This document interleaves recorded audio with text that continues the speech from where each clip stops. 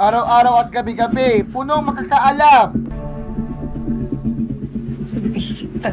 Uy.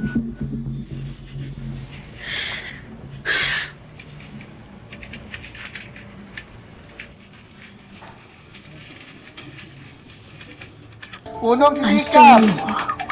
Tumigil ka na. Tulungan mo ko makatakas dito. Lalo mo lang palalakihin ang problema mo.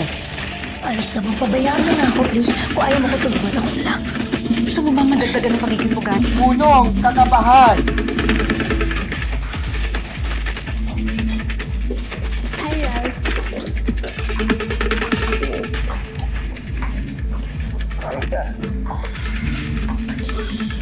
Punong lalaban.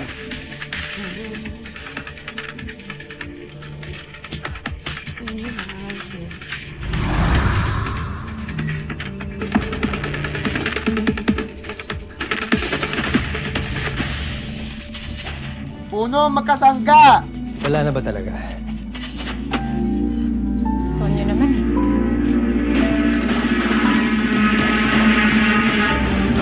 Ako lang naman malaman yung totoo. Totoo. Punong pagmamahal para sa K-drama at lakor sa GMA Out of Asia. Puno ng saya ang peak ngayong Pasko sa Showtime. Puno na mainit na espesyal revelasyon sa Fast Talk with Kuya Bunda. Puno ng larong survey na may alam sa Noche Buena sa Family Feud. Puno ng nominadong housemates na dahilan makapasok sa PBB Celebrity Collab Edition 2.0.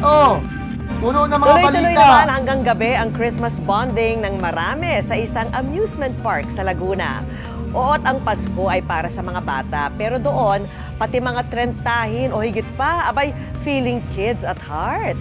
Makisaya rin tayo sa live na pagtutok ni Darlene Tay. Nangako naman ng tulong pinansyal sa mga biktima ang kumpanyang may-ari ng bus na nahulog sa bangin sa Del Gallego, Camarines Sur.